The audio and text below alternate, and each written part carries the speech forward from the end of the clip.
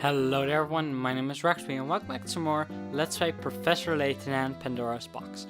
We're here taking on Layton's challenges, and last time we completed the animal lover's house, so this time we're gonna move on to the sweetheart's house.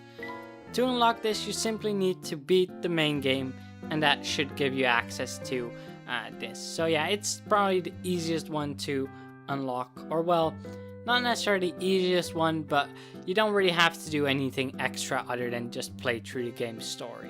And you probably should before you move on to the bonus content anyway. With that said, let's go ahead and start to solve our first puzzle here. And that is puzzle 148. 8 cards. These cards, numbered 1 to 8, can be used to make 2 multiplication equations. One is given here, but can you work out the second one? So, we have multiplication that will lead to a 4-digit number, and we get it by multiplying a 3-digit number by a single-digit number.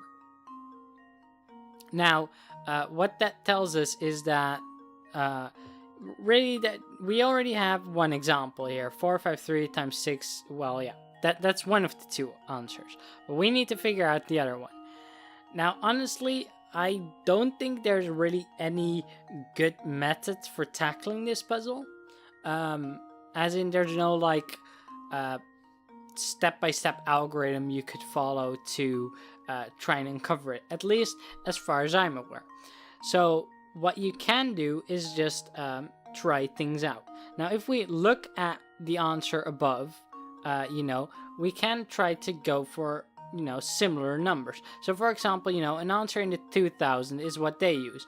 So, we might want to go for an answer that's, relatively low, like 1 or 2,000 something. That's one option you could take. Alternatively, you could just be like, okay, well, they multiply it by 6. Could they come up with another number multiplied by 6 that would make sense? In the end, though, it's a lot of, you could just go for a lot of trial and error, I suppose. You know that certain numbers would just be way too high already.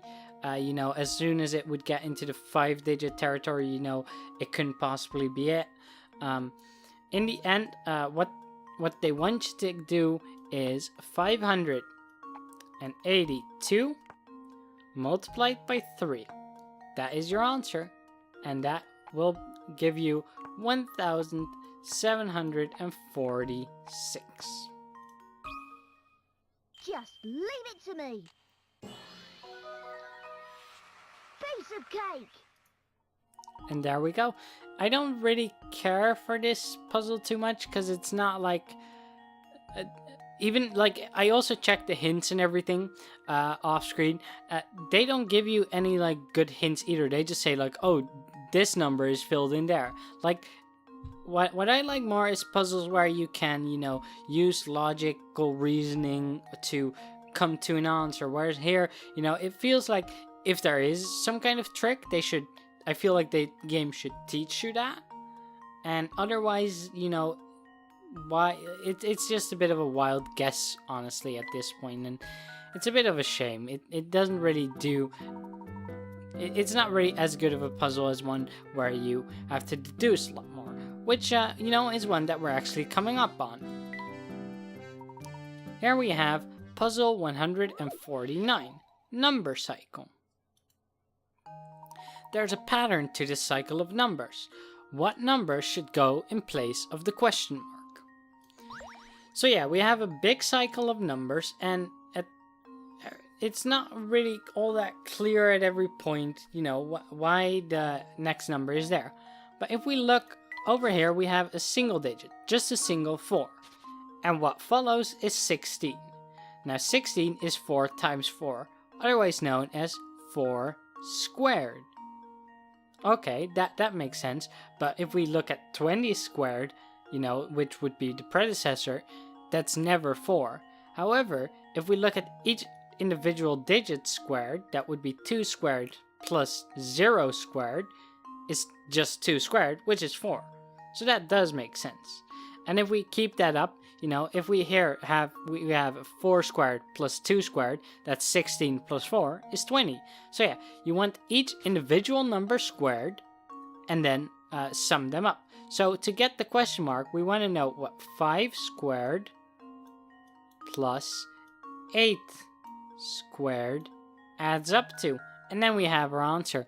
And for those of you who don't have a calculator handy, that is 89.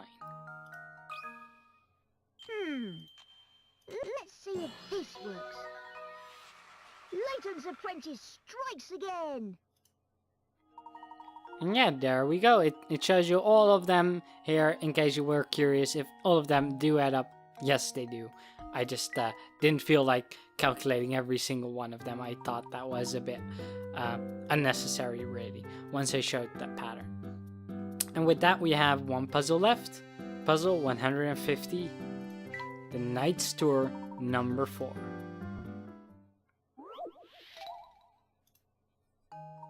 Lead the knight on a trip around the board. Chess knights move 2 squares forward and 1 square perpendicular on each turn. The initial direction can be up, down, left, or right. Move this knight around the entire board, landing on each square only once.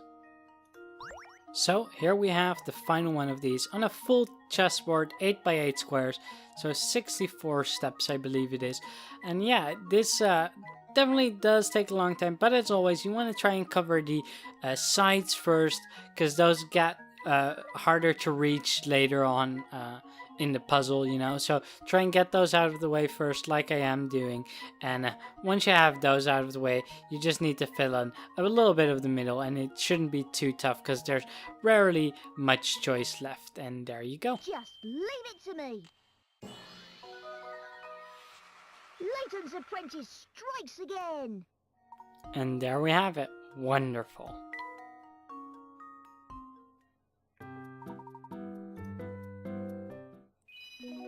And with that, we also unlock the Puzzle Doctor's house. But we'll be going ahead and take on the Puzzle Doctor's house right here in the next episode. So thank you guys very much for watching. If you enjoyed it and you want to see more, then please do consider subscribing to my channel and maybe leave a like down on this video below. And I will see you all in the next one.